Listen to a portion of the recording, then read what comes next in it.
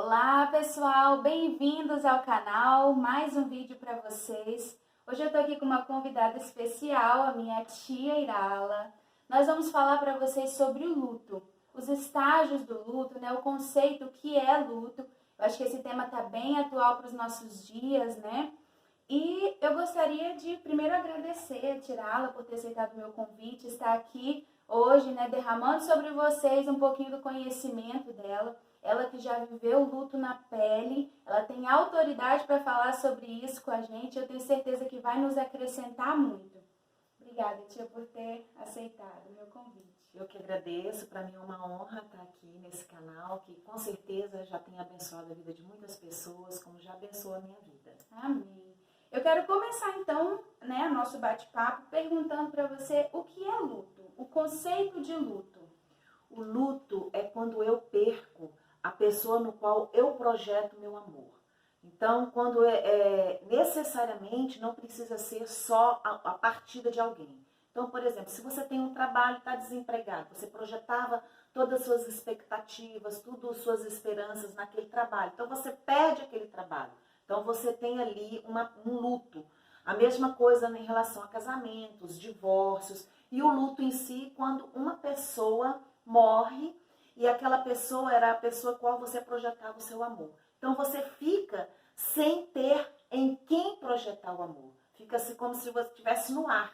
Então, não há onde eu vou fazer um investimento libidinal, um investimento do meu prazer em cima da outra pessoa. Então, o luto é exatamente essa ausência.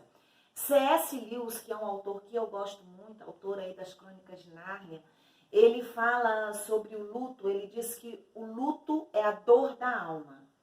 E que não existe dor na alma maior do que a dor de alguém quando perdemos alguém que nós amamos.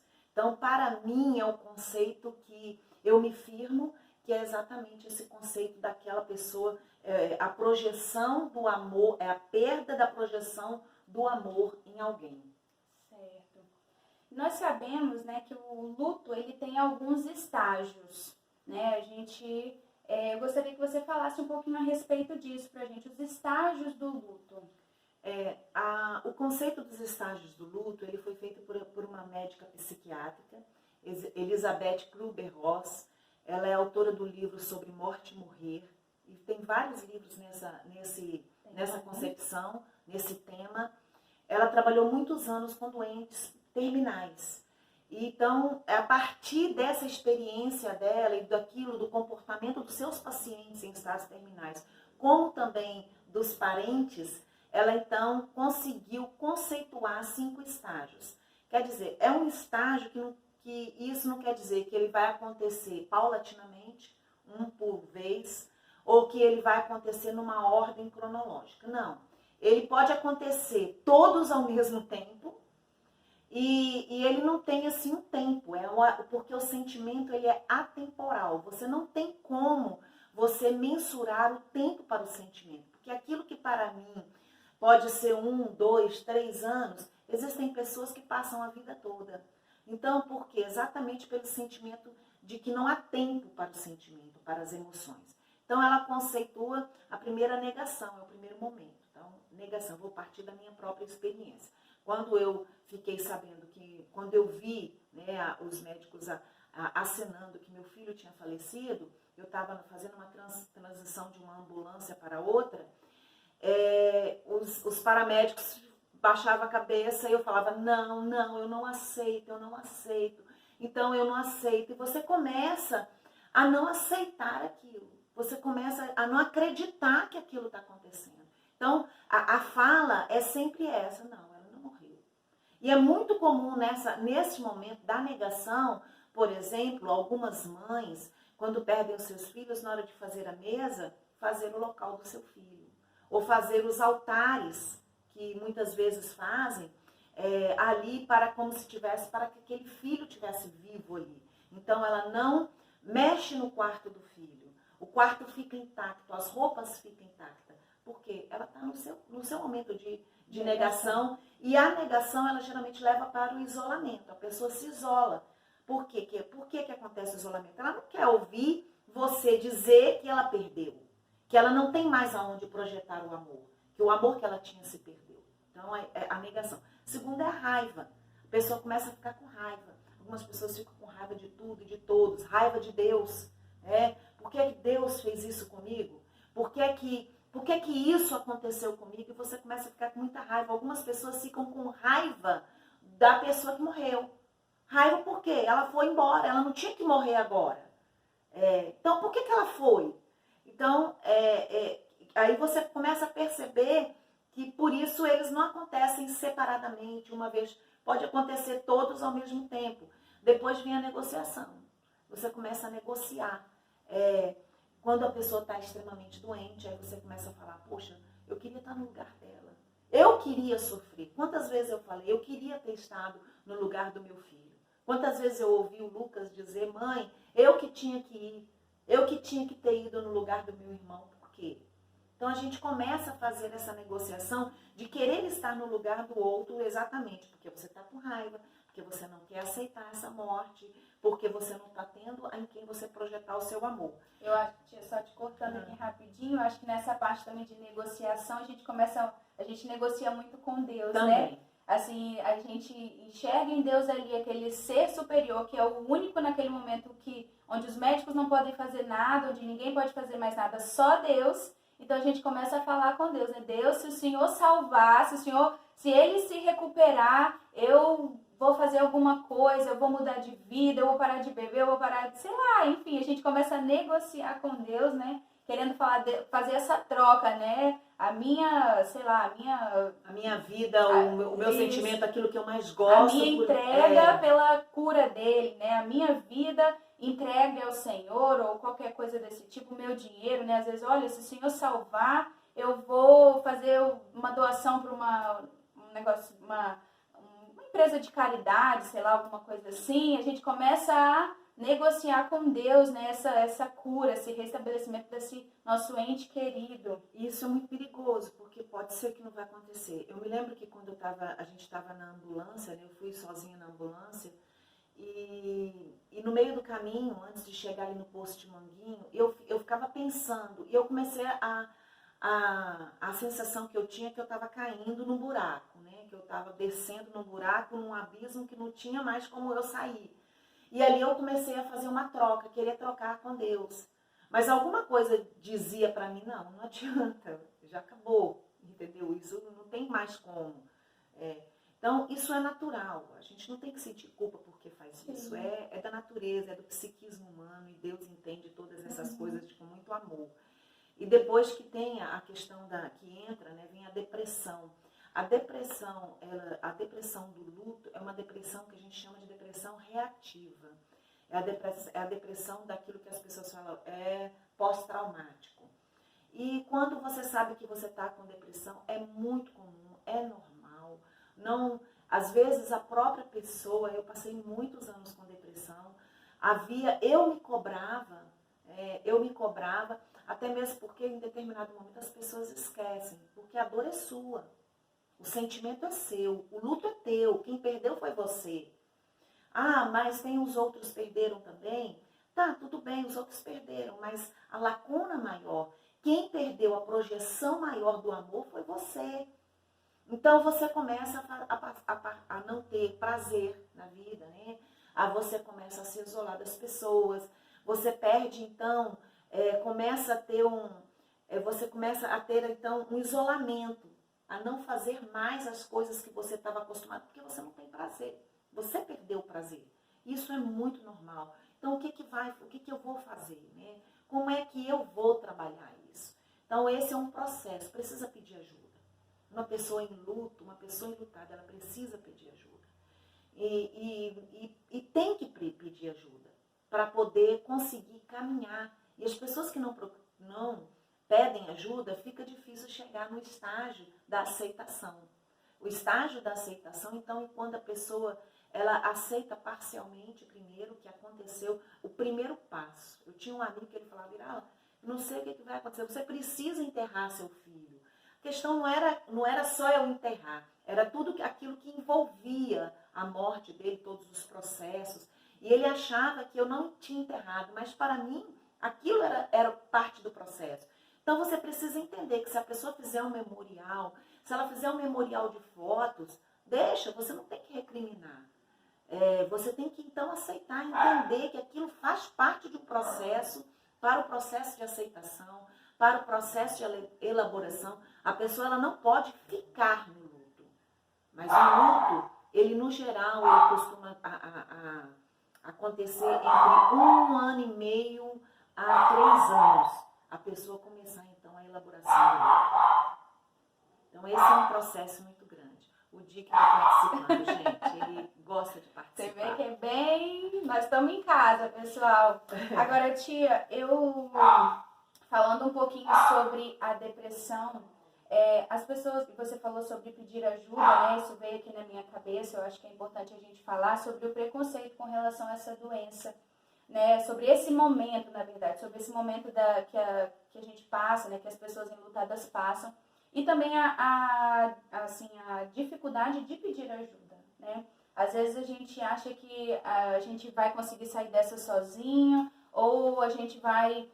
claro que Deus, né, Ele é maravilhoso, soberano, Ele pode, basta uma palavra dEle para que tudo se resolva, mas é importante, né? Deus capacitou profissionais que podem nos ajudar a passar por esse momento com mais facilidade, né? Se assim pode-se dizer que esse momento é um momento fácil, né? Mas, assim, com mais tranquilidade e conseguir se recuperar de forma mais rápida. Quando eu falo da depressão, é muito importante as pessoas entenderem. Tirar esse paradigma errado que foi criado em torno da depressão. A depressão é uma doença, é uma doença codificada pelo Código Internacional de Doença, que é o CID. Ela está ali, acho que se não me engano, entre o 9 e 10, que quando a pessoa sofre, tem os vários tipos de depressão. Eu me lembro que um mês depois da morte do Márcio, eu estava com muitas dores nas pernas e nos braços. Eu achava que e formigava. Então eu achava que eu estava com algum problema cardíaco, porque meu lado esquerdo formigava, as minhas mãos. E quando eu percebi, aí eu fui ao médico. Eu fui no médico no posto de saúde, cheguei lá, falei para o médico tudo que eu estava ouvindo, acontecendo comigo, e as dores de cabeça, os enjoos, e eu achando, gente, eu devo estar com um problema cardíaco. E quando eu cheguei lá, o médico ouviu e fez a seguinte pergunta para mim: você sofreu algum trauma? Quer dizer, eu não falei para ele de nada do que estava no meu sentimento. Eu falei para ele daquilo que o meu corpo estava dizendo em relação ao que eu estava sentindo. Se não fosse uma doença, o médico não teria condição de me caracterizar. E naquele momento, imediatamente, ele me encaminhou para o psiquiatra, me encaminhou para assistente social, me encaminhou para uma psicóloga. Foi quando então eu comecei a fazer o processo para fazer a elaboração do luto. O meu processo de elaboração do luto, ele demorou para começar a elaborar o luto. Eu comecei a elaborar o luto 2 anos depois da morte do Márcio Henrique. Então, demorou mais ou menos cerca de um ano e meio para que eu pudesse entender tudo aquilo que tinha acontecido e tirar de mim a raiva de Deus, a raiva de mim mesma, a culpa, né? Porque na negação você sente culpa. Você sente culpado porque a pessoa morreu. Você sente culpado, no meu caso, eu me culpei porque eu deixei meu filho ir, porque eu não briguei para ele ficar ali comigo. O avô morreu deprimido, né? Porque sentiu responsável, porque o avô veio brigar comigo para deixar o Márcio andar de bicicleta. O irmão sentiu culpado porque não foi junto, o primo também. Então foi essa somativa de culpa, de negação, de raiva. Então, aí eu comecei a trabalhar cada processo dentro de mim. E nesse processo foi interessante, eu descobri que o meu luto já tinha começado antes mesmo da morte do Márcio. Então, eram muitos lutos que eu tinha. Lutos, os valores que eu tinha perdido, o luto de abandonar um chamado que Deus tinha na minha vida e eu abri mão deste chamado. Este luto foi um luto que... Então, Deus primeiro trabalhou todos esses lutos anteriores e só consegui trabalhar com um profissional, porque Deus criou os médicos e deu a eles a capacidade, instrumentos e ferramentas para médicos, terapeutas, exatamente para isso. Para finalizar, eu quero deixar aqui uma passagem, um texto de Eclesiastes 7, versículo 2, que diz que há mais alegria na casa onde há luto do que na casa onde há banquete, porque nela se reflete o fim de todas as coisas. E por que que Salomão falou isso? Porque quando nós estamos em festa, você não pensa na morte. E a sociedade ocidental, ela não pensa na morte. Ela não se prepara para a morte. Então, quando você começa a refletir sobre a morte, você pensa, é o fim de todas as coisas. O que que eu fiz? O que eu estou fazendo? O que eu estou plantando? Qual é a semente que eu estou fazendo em vida, que depois, quando eu dormir, os crentes, os cristãos que creem em Jesus como Salvador, que eu dormir no Senhor, eu vou deixar? Qual é a herança que eu estou deixando? Qual é o sentimento? Qual é a vida com Deus que eu tenho agora, de forma que eu vou poder partilhar com Jesus na eternidade, com o Pai? Então, são reflexões que eu preciso fazer. Pensar que, diante da morte, a morte é o fim para quem, talvez, né, se a pessoa não tem a salvação em Cristo Jesus, é o fim da vida daquela pessoa. E a palavra de Deus diz que o Senhor não se compadece com a morte do ímpio, mas se alegra com a morte do justo, porque o Senhor nos recebe. Então, é para refletir, qual é a vida que eu estou tendo? Qual é a vida que eu estou levando? O que eu estou plantando em vida, de forma que, quando eu partir deste mundo, eu vou deixar? Então, essa é uma reflexão, e para que você tenha na vida, para refletir diante da morte, acolher as pessoas que estão enlutadas, e quem está sofrendo luto, se acolher. Não se sentir culpada por você ter tantos sentimentos, e pedir ajuda. Peça ajuda, que com certeza as pessoas certas, as pessoas que vão ser usadas por Deus, vão lhe dar ferramentas e te ajudar a passar por esse processo tão difícil que é para nós quando parte uma pessoa que amamos.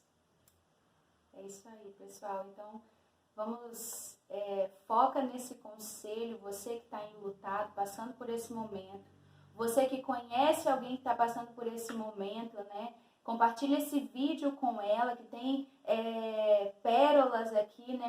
Uma mensagem preciosa que vai, de repente, ajudar essa pessoa a passar por esse momento com mais leveza, né? E vai dar, talvez, um direcionamento para ela, de que ela não precisa passar por isso sozinha, ela pode pedir ajuda, né? Que é normal ela passar por essas fases de negação, raiva, negociação, né? As fases do luto. Então, eu quero mais uma vez agradecer. Esse tema, pessoal, nós estamos fazendo em 2 blocos. Esse é o primeiro bloco, né? Eu vou postar esse vídeo para vocês hoje, segunda-feira. E na quinta-feira nós vamos continuar esse bate-papo sobre luto, mas agora nós vamos focar na pandemia, né? Ressignificando o luto, né? Como fazer agora esse rito de passagem, né? Já que a gente não pode ter contato, a gente não pode fazer essa despedida ali presencial. Como é que nós vamos fazer agora, diante dessa pandemia que nós estamos enfrentando? Então, eu não posso deixar de pedir para você compartilhar o vídeo, se inscrever no canal, dar aí o seu like, né, que é importante para a gente. E eu vou deixar também aí o @ da Tirala, se você quiser seguir ela nas redes sociais. Ela também tem um trabalho muito lindo, né? Agora está montando a rede social da vovó, né? Como é que é mesmo o nome? Fantástico Mundo de Cecília. Fantástico Mundo de Cecília. A vovó tem Alzheimer, mal de Alzheimer, e tem histórias incríveis para contar, né, a respeito disso. Então, segue lá também o Fantástico Mundo de Cecília. Que ele está só no Facebook. O meu Instagram é Clícia Irala, que você pode, @Clícia Irala. E por enquanto, ainda nós não estamos no Instagram, mas vamos estar no Instagram, que é recente essa entrada aí no Facebook do Fantástico Mundo de Cecília. Fica ligado no Instagram da tia, que ela tá aí elaborando né, materiais para vocês a respeito dessa temática, né, de luto. Você falou para mim a respeito do e-book. Quer falar com eles um pouquinho? Eu estou fazendo um e-book, é pequenininho, é mais uma cartilha para a pessoa que está sofrendo luto diante da pandemia. Então, são os novos ressignificados, o novo conceito do rito de fúnebre. E eu também tenho meu livro, né? Quando Olha Deus aí. Escolhe Você, ele tá em e-book, eu devo estar colocando numa plataforma de livros virtuais. A gente está aí ajustando, terminando de fazer algumas correções, porque teve uma época que eu mandei via e-mail para várias pessoas, mas ele precisou de passar aí por umas mudanças ali. Então, provavelmente também tem coisa nova aí, além do livro, Quando Deus Escolhe Você. Tem a página no Facebook, que tem várias questões também que a gente fala um pouco sobre o luto. Bom, pessoal, então não deixa de seguir, tem sempre alguma mensagem lá legal para você tirar. Ela é pastora, ela é mentora de mulheres, né? Ela trabalha com esse assunto e vários outros, então tem muita coisa enriquecedora para a sua vida lá no canal dela. O meu arroba também tá aí, você pode me seguir lá no Instagram e eu quero te agradecer. Fica com a gente aí, quinta-feira a gente continua sobre esse assunto. Até a próxima! Tchau!